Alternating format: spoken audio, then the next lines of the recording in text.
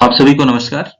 आज एक बहुत कंपटीशन पॉइंट ऑफ व्यू से बहुत इम्पोर्टेंट और बहुत interesting topic growth regulators for promoting male and female flower production in different crops different cucurbits और हमने गैमेटोसाइट्स डिफरेंट गैमेटोसाइट्स जो मेल स्टेरिलिटी इंडक्शन के लिए यूज किए जाते हैं उनके बारे में भी चर्चा की है कि गैमेटोसाइट्स मतलब ऐसे केमिकल जो hermaphrodite फ्लावर में जो मेल फ्लावर है उसको क्या करते हैं वो स्टेराइल बना देते हैं जिससे कि कारण क्या होता है फिर आपको जेनेटिकली कंट्रोल मैकेनिज्म की आवश्यकता नहीं होती है, मैकेनिकल पॉलिनेशन की आवश्यकता मैकेनिकल पॉलिनेशन मैकेनिज्म की आवश्यकता नहीं पड़ती है। तो गैमेटोसाइट्स के बारे में भी बताया गया इंपॉर्टेंट जो कि कंपटीशन पॉइंट ऑफ व्यू से केवल बहुत ज्यादा डिटेल में नहीं जाएंगे, केवल बताया जाएगा कौन-कौन से केमिकल है जो यूज होते हैं, चाहे वो ग्रोथ रेगुलेटर्स हों, चाहे वो गैमेटोसाइट्स। अ, और सबसे पहले फीमेल फ्लावर प्रोडक्शन के लिए जैसे कि हमारा कोई मोनोसियस है, hermaphrodite फ्लावर है, एंडोमोसियस एक फॉर्म का कुकुरबिट्स है, हमें उसमें बहुत ज्यादा फीमेल फ्लावर प्रोडक्शन की जरूरत है। तो वहां के केस में क्या करते हैं हम 2 to 4 लीफ स्टेज पे हम क्या करते हैं 2 टू लीफ स्टेज पे कुकुरबिट्स में हम इसको स्प्रे कर देते हैं जिसके कारण क्या होता है कि आने वाले समय में शुरुआती नोड से ही फीमेल फ्लावर प्रोडक्शन शुरू हो जाता है। नहीं तो नेचुरली क्या होता है कि शुरू के कुछ नोड्स पर फीमेल फ्लावर ही प्रोड्यूस होते हैं, नर फूल ही आता है केवल। और अगर क्लाइमेटिक कंडीशन फेवरेबल नहीं हुआ तो फीमेल फ्लावर प्रोडक्शन को कम हो आपके उसमें। तो कई बार एक ऐसे जैसे आप आसपास अपने घरों में देखते होंगे कि उसमें मेल फूल पे ही मेल फूल आया चले जा रहा है। तो इसलिए क्या कमर्शियल स्टेज कमर्शियल जो प्रोडक्शन करते हैं तो वहां के केस में जब टू टू लीफ स्टेज पे होता है पौधा तभी उसी समय ये जितने भी आपके केमिकल सामने दिख रहे हैं, इनका हम क्या करते हैं स्प्रे कर देते हैं। किस स्टेज पे? ट्रू ट्रू लीफ स्टेज पे जब 2 पत्तियाँ उसमें होती हैं। ऐसा इसलिए क्योंकि जब उसमें हम स्प्रे करते हैं तो वो बहुत जल्दी एक्लिमेटाइज़ होके जो कार्य करना होता है बहुत तेज़ी से कार्य करना शुरू हो जाता है। जो मस्क मिलन में मेलिक हाइड्रोजाइड यूज़ किया जाता है आपका 200 पीपीएम आप दे सकते हैं। वाटरमेलन बहुत पूछा जाता है टीबा। टीबा का कंसंट्रेशन क्या होता है और किस लिए यूज़ किया जाता है? टीबा का कंसंट्रेशन 50 पीपीएम होता है, फीमेल फ्लावर प्रोडक्शन के लिए वाटरमेलन में यूज़ किया जाता है और साथ में मेलिक हाइड्रोजाइड भी यूज़ किया जाता है, बोरान भी 2 पीपीएम यूज़ किया जाता है। पंपकिन और स्पंज गार्ड में इथ्रेल का जो होता है 250 पीपीएम कंसंट्रेशन यूज़ करते हैं। कुकुम्बर में इथ्रेल का 250 कंसंट्रेशन और मेलिक हाइड्रोजाइड भी 100 पीपीएम हम यूज़ कर सकते हैं। स्नेक गार्ड में इथ्रेल का 100 पीपीएम यूज करते हैं, रिज गार्ड में इथ्रेल का 300 पीपीएम यूज करते हैं। समर स्क्वैश का बहुत इंपॉर्टेंट है कंपटीशन पॉइंट ऑफ व्यू से अगर आप नेट की तैयारी कर रहे हो तो इसको जरूर अपने दिमाग में बैठा लो। समर स्क्वैश वाटरमेलन ठीक कितना एथरल 600 पीपीएम यूज करते हैं ये अपने दिमाग में आप इसे बैठा लेना।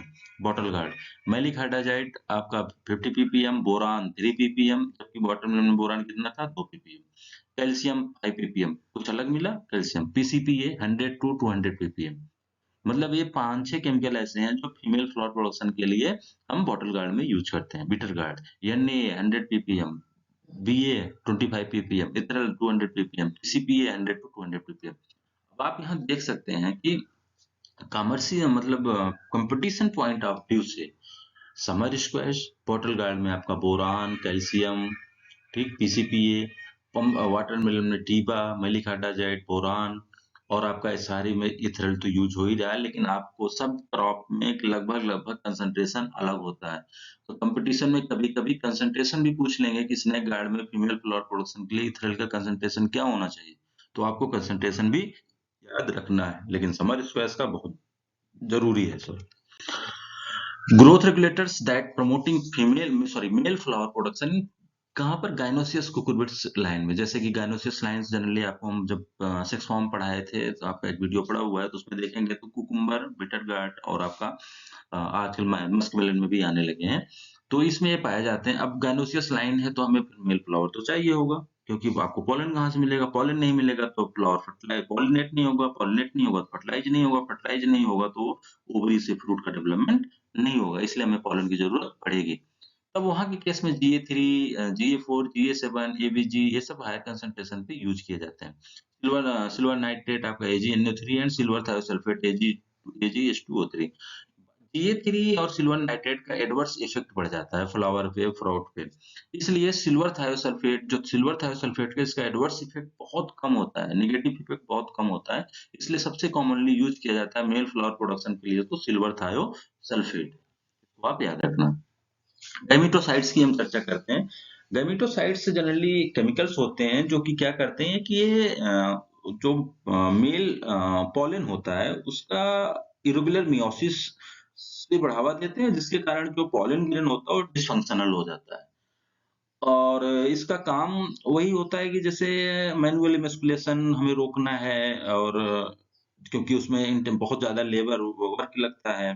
दूसरा क्या है कि आपका जैसे अ जेनेटिकल कंट्रोल मैकेनिज्म जो होते हैं, जैसे मेल स्टार आपको हर्माफ्रोडाइट फ्लावर है, अब आपको उसमें कमर्शियल हाइब्रिड से प्रोडक्शन बहुत लार्ज स्केल पे करना है, तो तभी हो सकता है जब उसमें कोई नेचुरल कंट्रोल मैकेनिज्म जैसे मेल स्टेरिलिटी हो या सेल्फ इनकम्बिलिटी हो, या आपके पास सुविधा होगा आप मैकेनिकल पॉलिनेशन सारे में कर सको। तो ऐसे केसेस में गैमेटोसाइट्स जो केमिकल होते हैं वो क्या करते हैं, हर्माफ्रोडाइट फ्लावर में जो मेल फ्लावर है, मेल पार्ट होगा, उसको क्या करते हैं, स्टेराइल बना देंगे। स्टेराइल बना दिए तो आपको फिर बहुत आसान हो गया।